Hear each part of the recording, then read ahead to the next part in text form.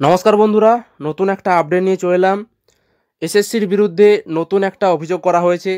তো কারা এই অভিযোগ করেছে, কেন অভিযোগ করেছে, কিসের জন্য অভিযোগ করা হয়েছে, বিস্তারিত তোমরা এই ভিডিওতে জানতে পারবে। তো তোমরা অবশ্যই ভিডিওটি কোনো রকম স্কিপ না করে প্রথম থেকে শেষ পর্যন্ত দেখতে থাকো। আর এইরকম আরও ইনফরমেটিভ ভিডিও পেতে চ্যানেলটি অবশ্যই সাবস্ক্রাইব করবে। তো বন্ধুরা, এখানে এসএসসির বিরুদ্ধে অভিযোগ করা হয়েছে। তো কারা অভিযোগ করেছে, তো তোমাদেরকে বলে রাখি, অভিযোগ করেছে আপার প্রাইমারি চাকরি প্রার্থীরা। তো তোমরা প্রত্যেকেই জানো, বর্তমানে আপার প্রাইমারি কাউন্সিলিং প্রক্রিয়া চলছে, যেটা কোর্টের নির্দেশে কাউন্সিলিং প্রক্রিয়া শুরু করেছে স্কুল সার্ভিস কমিশন। প্রথম দফার কাউন্সিলিং প্রক্রিয়া শেষ হয়েছে। প্রথম দফায় প্রায় 9,000 জন ক্যান্ডিডেটের কাউন্সিলিং হয়েছে। তো এই প্রথম দফার কাউন্সিলিং প্রক্রিয়া শেষ হয়েছে। তো এই কাউন্সিলিং শেষ হওয়ার পরেই কিন্তু এই অভিযোগটা উঠেছে। অভিযোগটা কি করা হয়েছে না, এখানে চাকরি প্রার্থীরা অভিযোগ করছে যে তারা কাউন্সিলিংয়ের সময় যে বিদ্যালয়টি চুজ করেছিল, তো তারা পরে খোঁজ নিয়ে সেই বিদ্যালয়ে খোঁজ নিয়ে দেখে যে সেই বিদ্যালয়ে কোনো রকম ভ্যাকেন্সি নেই। তো কিভাবে স্কুল সার্ভিস কমিশন ভ্যাকেন্সি ছাড়াই সেই বিদ্যালয়গুলির অপশন দিয়ে দিল চাকরি প্রার্থীদের কাছে? কিভাবে চাকরি প্রার্থীদের কাছে বলে দেওয়া হলো যে ওই বিদ্যালয়ে ভ্যাকেন্সি রয়েছে, অথচ পরে তারা খোঁজ নিয়ে দেখে যে সেই বিদ্যালয়ে কিন্তু কোনো ভ্যাকেন্সি নেই।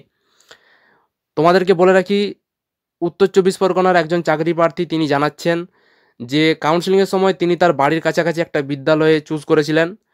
তো পরে তিনি কাউন্সিলিংয়ের পর তিনি সেই বিদ্যালয়ে গিয়ে খোঁজ করে দেখেন যে তিনি ছিলেন বাংলা বিভাগের। তো তিনি সেই বিদ্যালয়ে গিয়ে বাংলা বিভাগের কোনো ভ্যাকেন্সি আছে নাকি যে খোঁজ করেন। তো সেই বিদ্যালয়ে খোঁজ করার পর কি দেখা যাচ্ছে যে সেই বিদ্যালয়ে বাংলা বিভাগের কোনো ভ্যাকেন্সি নেই। তো কিভাবে স্কুল সার্ভিস কমিশন ভ্যাকেন্সি নেই অথচ তিনি সেই বিদ্যালয়টি চুজ করতে দিলেন তাকে? তো সে পরে কিন্তু চাকরি প্রার্থী তো সমস্যায় পড়তে পারেন, কারণ ভ্যাকেন্সি নেই অথচ তিনি সেই বিদ্যালয়টি চুজ করেছেন। তো এরপর যখন রিক্রুটমেন্ট হবে তখন তিনি কিভাবে জয়েন করবেন, সেই বিদ্যালয়ে তো ভ্যাকেন্সি নেই। তো সেই জন্যই চাকরি প্রার্থীরা কিন্তু অভিযোগ করেছে এবং এই বিষয়ে চিঠি লিখে পাঠানো হয়েছে স্কুল সার্ভিস কমিশনকে। স্কুল সার্ভিস কমিশন কিভাবে এত বড় ভুল করলো? এরকম এরকম একাধিক চাকরি প্রার্থীর সঙ্গে হয়েছে। তারা পরবর্তীকালে বিদ্যালয়গুলিতে খোঁজ নিয়ে গিয়ে দেখেন যে বিদ্যালয়ে কোনো ভ্যাকেন্সি নেই, অথচ কাউন্সিলিংয়ের সময় তাদেরকে কিন্তু ওই বিদ্যালয়গুলি অফার করা হয়েছে। এবং তারা যেহেতু বাড়ির সামনে বিদ্যালয় রয়েছে সেই জন্য অনেকেই কিন্তু ওরকম বিদ্যালয় চুজ করেছে। তো পরবর্তীকালে সমস্যায় পড়তে পারে এই ভেবেই কিন্তু চাকরি প্রার্থীরা স্কুল সার্ভিস কমিশনকে চিঠি পাঠাচ্ছেন এবং তারা কিন্তু তাদের সমস্যাগুলোর কথা জানাচ্ছেন। এবার এই বিষয়ে যখন স্কুল সার্ভিস কমিশনকে জিজ্ঞাসা করা হয়, তো স্কুল সার্ভিস কমিশনের কর্তারা তিনি জানান যে এখানে স্কুলে কত শূন্যপদ রয়েছে তারা তো ঠিক করে না, এখানে কিন্তু স্কুল সার্ভিস কমিশন পুরোই দায় এড়িয়ে দিয়েছে। স্কুল সার্ভিস কমিশন জানাচ্ছেন যে এখানে কোন স্কুলে কত শূন্যপদ রয়েছে তা তারা ঠিক করে না, এটা ঠিক করে স্কুল শিক্ষা দপ্তর। তো স্কুল শিক্ষা দপ্তর যেরকম ভ্যাকেন্সি পাঠিয়েছে, যেরকম স্কুলের লিস্ট পাঠিয়েছে, সেরকমই তারা কাউন্সিলিংয়ের সময় দেখিয়েছে চাকরি প্রার্থীদের, সেরকম অনুসারেই কাউন্সিলিং হয়েছে। তো কোন বিদ্যালয়ে শূন্যপদ আছে না নেই সেটা তারা বলতে পারবে না, বলতে পারবে স্কুল শিক্ষা দপ্তর।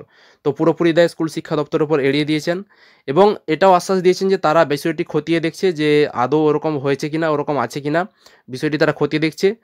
তো তারা কিন্তু পরে জানাবে যে ওই বিদ্যালয়গুলি বাদ হবে না ওখানে আরও শূন্যপদ তৈরি করা হবে, সেটা এখন তারা জানাবে। তবে পুরোপুরি কিন্তু স্কুল শিক্ষা দপ্তরের উপরই কিন্তু পুরো দায় এড়িয়ে দিয়েছেন স্কুল সার্ভিস কমিশনের কর্তারা। তো এই ছিল আপডেট। তো এই বিষয়ে তোমাদের কারো কোনো মতামত থাকলে অবশ্যই তোমরা ভিডিওর কমেন্ট বক্সে কমেন্ট করে জানাবে।